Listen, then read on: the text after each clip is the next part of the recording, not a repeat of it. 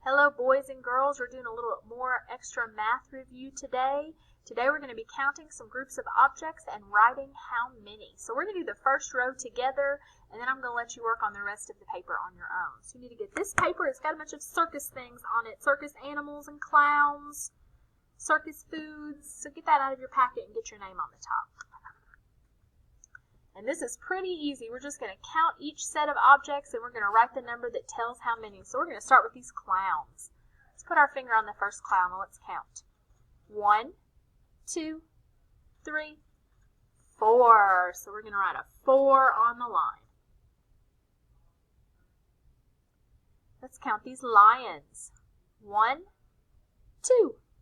2 lions. Put our finger on the first ice cream cone and count these. 1, 2, 3, 4, 5. 5 ice cream cones.